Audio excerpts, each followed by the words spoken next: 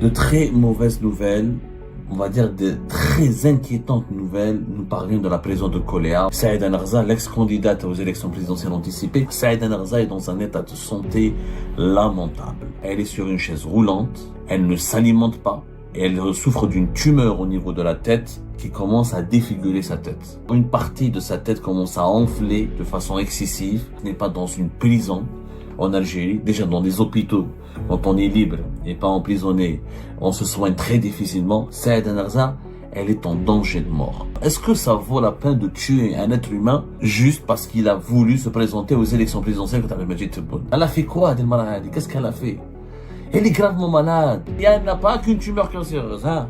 Je voulais pas le montrer. Vous voulez que je vous montre un document? Elle souffre d'une cardiopathie ischémique. C'est un assassinat de la maintenir en détention. C'est qu'on veut la tuer. Faut dire, elle et ses enfants en prison. Vous imaginez? Tumeur, sur une chaise roulante, elle ne s'alimente pas, cardiopathe, quasi mourante, je préfère. Vous risquez de tuer une femme innocente. Ça se fait pas, monsieur Tebboune. Je suis désolé, ça se fait pas. Non, Tebboune. L'histoire ne va pas te pardonner. Sincèrement, Tebboune, tu vaux mieux que ça.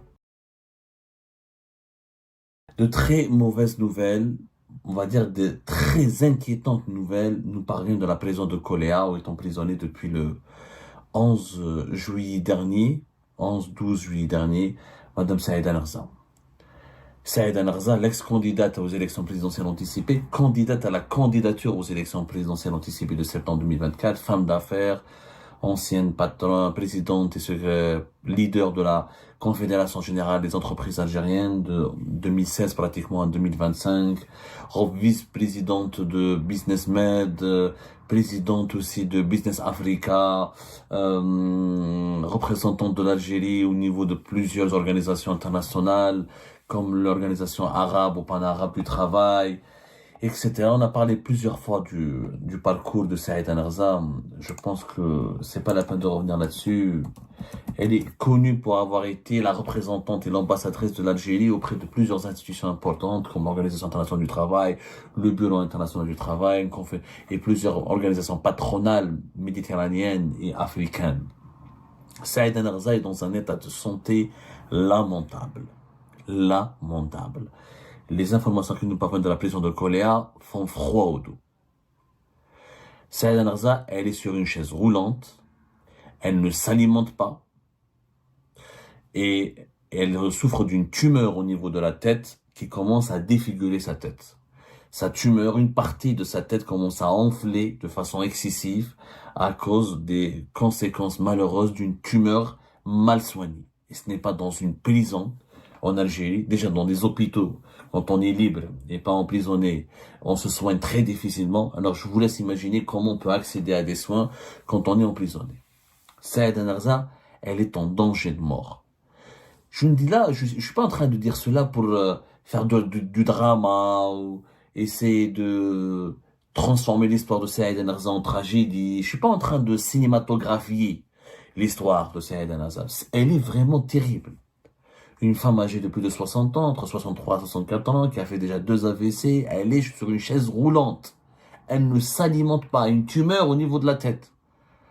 Ses conditions physiques, sa condition, son état de santé, il est incompatible avec les conditions de détention. On l'a placée dans la même cellule que une ancienne personnalité féminine connue qui s'appelle Houda Ferhoun. Iman Ferhoun, rappelez-vous d'elle. La fameuse, l'une des plus jeunes ministres de l'époque de Bouteflika, qui était ministre de la Poste et des Technologies et de la Communication entre 2015 et 2020, et qui a été condamnée qui est condamnée à la prison ferme jusqu'à 2026, puisqu'elle a pris, en 2022, 4 ans de prison ferme. Elle est en prison depuis, 2020. On l'a impliquée dans plusieurs affaires de corruption, notamment des affaires de corruption liées aux frères, à la famille Koninef. Saïda Narza partage la cellule de Houda Ferhoun, mais en réalité, elle ne partage rien dans cet univers. Elle ne ressent rien dans cet univers carcéral parce qu'elle est quasiment inconsciente. Elle est très malade, elle a une douleur extrêmement puissante, et ses jours sont en danger. Je le dis vraiment, elle risque de mourir en prison. Je ne sais pas si le président Majid Tebboune et son entourage sont conscients du danger qu'ils font encourir à cette dame et du danger qu'ils font qu'ils exposent à toute l'Algérie. Vous imaginez si Saïd El-Arza meurt en prison? Vous imaginez l'onde de choc. L'onde de choc, il y aura une onde de choc terrible. Terrible. Bah, elle qui était quand même membre du conseil d'administration de plusieurs organisations patronales, économiques, régionales et nationales et internationales. Elle qui était candidate aux élections présidentielles. Elle n'a pas été condamnée pour corruption, elle a été condamnée pour fraude électorale. Elle n'a pas été condamnée à la prison ferme fin du mois de mai lors de son premier procès, première instance. Elle se retrouve emprisonnée alors qu'elle est malade et dans d'autres doses malade et gravement malade et elle pourrait mourir pour un dossier vide. On reproche quoi à Saïd El-Arza? D'avoir donné 20 000, 30 000 dinars à quelques élus pour obtenir des parrainages. Faut être sérieux. Les témoignages sont légion pour dire que tout cela est fou, tout cela est mensonger, que cela relève de la manipulation. Est-ce que ça vaut la peine de tuer un être humain juste parce qu'il a voulu se présenter aux élections présidentielles contre Abdelmadjid Tebboune? Est-ce que ça vaut la peine? Est-ce qu'on peut aller jusqu'à tuer Saïd El-Arza pour la faire punir? Elle a fait quoi, Adel Malahadi? Qu'est-ce qu'elle a fait? Elle est gravement malade. Elle aurait pu être condamnée au sursis, elle aurait pu être soignée, elle peut se soigner encore, elle est sous contrôle, elle est interdite de quitter le pays, elle est en quoi Saïd El-Arza représente un danger pour l'Algérie, pour le régime algérien, pour le pouvoir algérien, pour Abdelmadjid Tebboune et son entourage. Voilà, un bout de femme, malade, tumeur cancéreuse, elle a une maladie cardiaque. Et elle n'a pas qu'une maladie, elle n'a pas qu'une tumeur cancéreuse, hein. Je voulais pas le montrer. Vous voulez que je vous montre un document? Comme un document, nous avons pu l'obtenir, elle est malade. Je dis bien, elle est malade. Et elle a, en plus de ça, elle a une maladie cardiaque. Je vous montre le document, hein, par un médecin. Elle souffre d'une cardiopathie ischémique. Cardiopathie ischémique. C'est son propre médecin, Dr Chaban Chaouch, qui l'atteste, qui le certifie. Cardiopathie ischémique. C'est-à-dire qu'elle a une maladie cardiaque. Son cœur risque de lâcher. Je vous laisse prendre le soin de vous renseigner sur les dangers d'une cardiopathie ischémique. Elle résulte d'une insuffisance d'oxygénation du cœur, due à un rétrécissement des artères coronaires. Elle se traduit par une angine de poitrine, un infarctus du myocarde. Elle souffre d'une insuffisance cardiaque. Elle a des tumeurs, insuffisance cardiaque, âgée, sur une chaise roulante. C'est un assassinat de la maintenir en détention. C'est qu'on veut la tuer. Faut dire, qu'est-ce qu'Abdelmadjid Tebboune va gagner? Rien.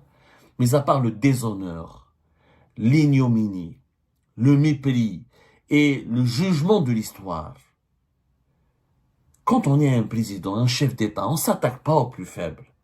Et je ne sais pas si Abdelmadjid Tebboune est conscient de ce qui se passe avec Saïd El-Arza. Et pas que.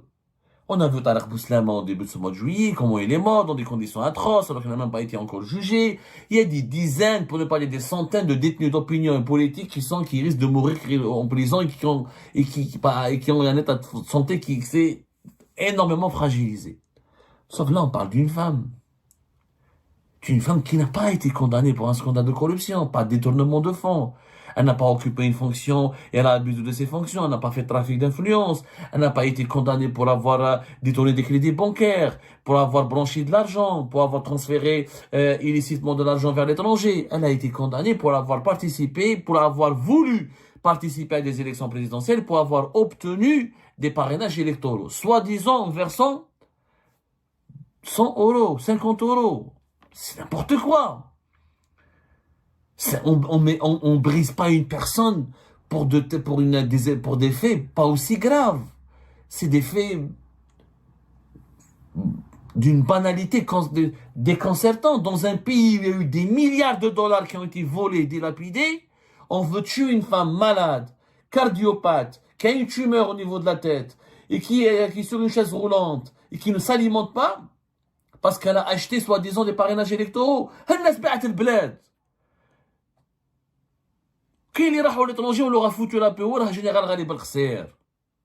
Et d'autres comme lui qui ont fui, qui n'ont jamais été retrouvés ou jamais été inquiétés.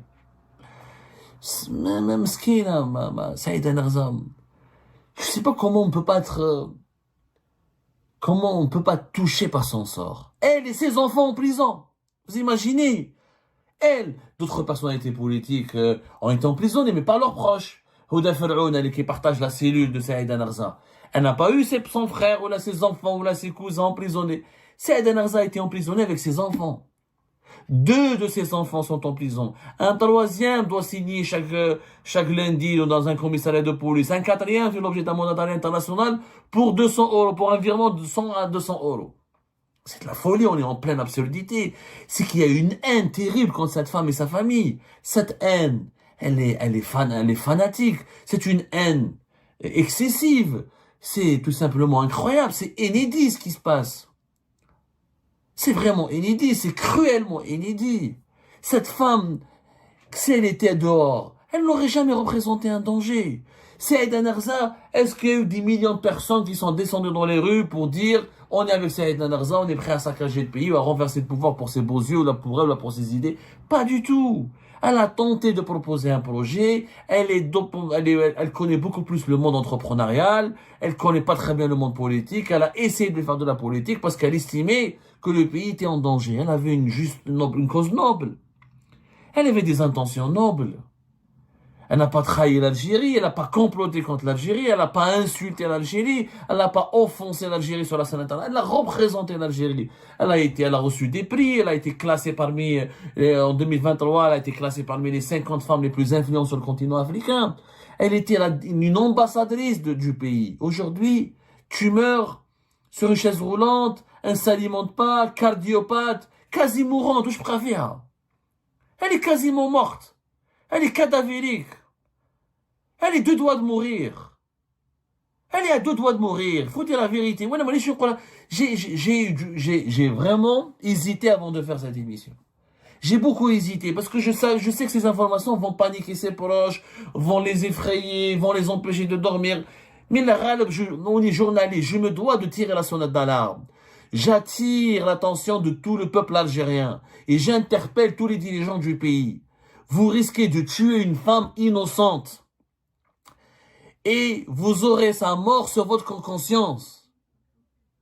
Nos valeurs, notre personnalité collective, notre culture ancestrale, elle nous empêche de rester indifférents face à cette injustice. C'est une injustice terrible. Vous allez me dire, je suis macho, conservateur, on a beau être très ouvert, très laïque, très séculier. تبقى en Algérie عندنا هذيك واحد تبقى une once de valeur. On peut être l'homme le plus ouvert, même l'Algérien le plus athée, athée, يبقى عنده الحرمة, عنده شوية il reste un attachement, un petit attachement à ce patrimoine immatériel et spirituel et moral local, qui est de ne pas faire du mal à une femme. Quel que soit son tort, on ne fait pas du mal à une femme, on ne frappe pas les femmes chez nous. الراجل كما نقولوا حنا يضرب وينضرب. راجل يضرب وينضرب. Un homme donne des coups, il subit, il encaisse des coups. Mais pas une femme. Une femme, c'est fragile, c'est le poumon de la société, c'est la gardienne du temple, c'est le pilier de la famille, c'est fragile, c'est sacré surtout. والله لو كان جا راجل نقول لكم معليش يعني راه c'est une lutte, il a fait, il a milité, il a affronté. Anna, par exemple, je suis condamné à mort, ou darou fina, معليش. Mais pas une femme, pas une mère de famille, pas une femme qui plus est âgée et malade, et gravement malade, dangereusement malade. Non, ça se fait pas, monsieur Tebboune. Je suis désolé, ça se fait pas. Boumedine ne l'a pas fait. Zerwen ne l'a pas fait. Chel Ibn Jdid ne l'a pas fait. Bouteflika ne l'a pas fait. S'il te plaît, Tebboune, ne sois pas le premier président algérien qui fait une telle cruauté, qui laisse une femme mourir en prison parce qu'elle a juste voulu participer à une élection présidentielle et bloquer ton 2e mandat. Non, Tebboune. L'histoire ne va pas te pardonner. Sincèrement, Tebboune, tu vaux mieux que ça. Vous voulez la vérité. Moi, je suis un opposant, mais pas opposant. Je suis pas d'accord avec toi sur énormément de points. Et je peux dire que je suis un opposant à ta politique. Moula. Mais ça, je te voyais pas faire ça. Sarahatan, je te voyais faire beaucoup de choses. Mais ce que je connaissais de Tebboune, ce que je connais de son parcours, de ses valeurs, malgré toutes les divergences qui m'opposent, je pensais que c'était un fils de bonne famille. Il est un fils de bonne famille. On n'est pas d'accord sur tout. On est peut-être d'accord juste sur l'amour de l'Algérie, la nécessité de la développer, de la préserver. Je pense là-dessus on est d'accord, mais on n'est pas du tout d'accord sur le mode d'emploi, sur la politique à mener, sur la doctrine, sur la vision politique de l'avenir de l'Algérie, sur comment on est d'accord, on sera jamais d'accord sur rien. Mais quand même, lui et moi, lui qui a l'âge de mon grand-père, et moi qui ai l'âge de son petit-fils, et Saïda qui est son aîné, son ami, sa voisine, sa confidente. Nous sommes tous, nous les Algériennes et les Algériens, unis par quelques valeurs. Même quand nous perdons tout ce que nous possédons, il nous reste ces valeurs avec lesquelles nous avons grandi. Et nous les Algériens, on a grandi avec le respect de la femme. Le respect de la dignité de la femme. Parce que la femme, chez nous, c'est vraiment quelque chose d'important et de précieux. Non, être bonne. Non, être bon. Tu es plus grand que ça. La vérité, il faut vraiment intervenir, c'est bonne. Il faut vraiment intervenir. Il faut libérer cette femme. Il faut la libérer. Il faut pas laisser de la place au rancœur, à la rancune. Il faut la libérer avant que ça soit trop tard. Parce que si elle meurt, tous tes conseillers qui t'ont poussé, incité à l'emprisonner, ils vont tous disparaître. L'histoire ne retiendra pas leur nom. L'histoire retiendra uniquement ton nom. Qu'elle a été emprisonnée, qu'elle est morte sous ton règne, sous ta présidence. Et tu seras le seul qui sera accablé. Et tu seras le seul qui paiera le prix, que ce soit de ton vivant ou de ta mort. Il y a une justice quelque part. Appelons-la une justice divine, appelons-la la providence. Il y a une justice. Appelons-la l'histoire. Il y a une justice. Non, on ne peut pas tuer une femme juste parce qu'elle a fait de la politique, juste parce qu'elle a réuni des parrainages électoraux. Je suis vraiment désolé. Je suis vraiment, vraiment désolé. Je pense que vraiment qu'Abdelmajid Tebboune doit intervenir. On ne parle pas de Boualem Sansal, on ne parle pas de Belgrade, on ne parle pas de Ali Erdeli, on ne parle pas des généraux, on parle d'une femme malade sur une chaise roulante et qui ne s'alimente pas. Sa place n'est pas en prison. Sa place est chez elle. Vous pouvez la mettre sous ISTN, sous contrôle judiciaire, assigner à résidence. Vous pouvez l'insulter, la diffamer, mais pas la tuer. Et ben voilà, c'est la fin de cette vidéo. Je vous remercie toutes et tous, comme d'habitude, pour avoir suivi la vidéo jusqu'à la fin. N'oubliez pas de nous laisser vos commentaires et vos réactions sur le sujet de cette vidéo et de partager le contenu si ça vous intéresse. Et je tiens toujours à remercier nos abonnés et les personnes qui réagissent de façon régulière sur nos vidéos et qui nous suivent et qui nous laissent des commentaires. Donc merci beaucoup pour votre dynamisme et pour votre sens de partage et de discussion. Donc voilà, sans vous, ce contenu n'a pas vraiment de valeur sans cette communauté qui ne cesse de s'accroître. Donc merci beaucoup et à la prochaine dans une nouvelle vidéo. Au revoir.